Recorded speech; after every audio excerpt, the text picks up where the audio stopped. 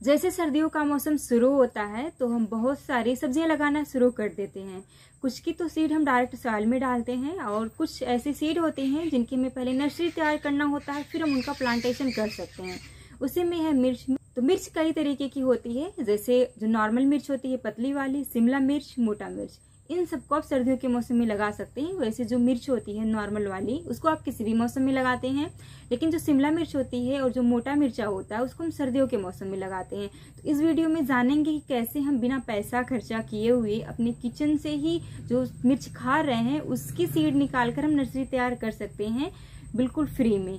तो यहाँ पर हम कुछ शिमला मिर्च लिए हैं और कुछ हमारे पास इस तरीके से मिर्च है। ये जो मिर्च है हमारे किचन गार्डन में लगी हुई थी, ये बहुत छोटी साइज की, काफी तीखी होती है और इसकी भी नर्सरी हम तैयार करेंगे। तो इसी तरीके से जब आप मार्केट में जाते हैं मिर्च खरीद के ले आते हैं खाने के लिए, जो हरी वाली रहती है उसमें आपको 1-2 मिर्च जरूर रेड मिल जाती है, तो उससे आप नर्सरी तैयार कर सकते हैं। या फिर आप जब ग्रोसरी स्टोर से सूखी वाली मिर्च ले आते हैं उससे भी आप नर्सरी तैयार कर सकते हैं, लेकिन इसमें एक प्रॉब्लम होती है, अगर मिर्च बहुत ज्यादा पुरानी रहती है तो उसकी सीड नहीं ग्रो होती है।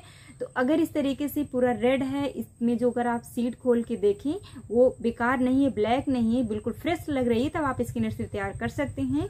नहीं तो आप ये जो खाने के लिए आप मिर्च मार्केट से ले आ रहे हैं रेड वाली, इसी से आप नर्सरी तैयार कर सकते हैं। तो चलिए जानते हैं कैसे इसकी नर्सरी आप तैयार कर सकते हैं।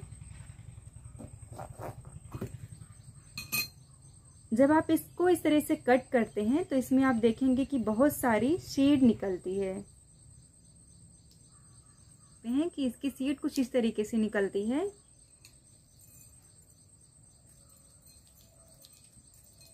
ना सीड हमें मिल गई है। अब चलिए इसकी हम नर्सरी तैयार करते हैं। कैसे हमें इसकी नर्सरी को तैयार करना है।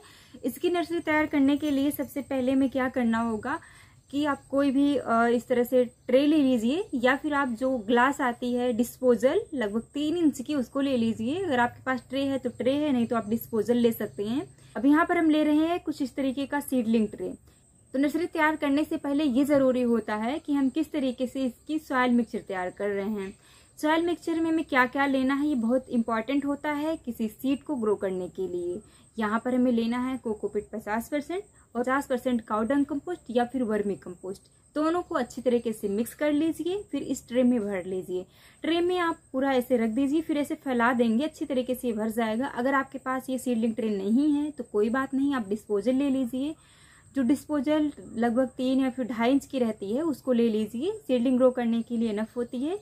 डिस्पोजल में आप इसको सॉइल मिक्सचर को भर लीजिए, फिर एक एक सीड आप इस ट्रे में इस तरीके से डालते जाएंगे। बिल्कुल सेंटर में डालना है, थोड़ी सी आप जगह करिए लगभग आधे इंच की, फिर उसमें एक एक सीड डालते जाइए। फिर ऊपर से आप सॉइल मिक्सचर डाल दीजिए।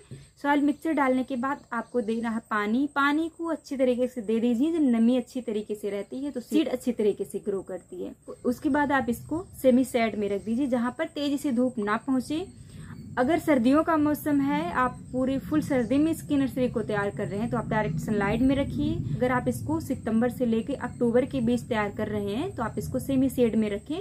उसके बाद जब तेजी से ठंडी पड़ने लगती है तब इसकी अगर आप नर्सरी तैयार कर रहे हैं तो इसको डायरेक्ट सनलाइट में रखिए। 20 से 25 दिन में इसकी नर्सरी तैयार हो जाती है। उसके बाद इसका प्लांटेशन कर सकते हैं। अगर आपको ये वीडियो पसंद आई हो तो इस वीडियो को लाइक कर दीजिए। चैनल को सब्सक्राइब नहीं किए हैं तो कर लीजिए। इस चैनल पर इसी तरह की वीडियो आती रहती है। धन्यवाद।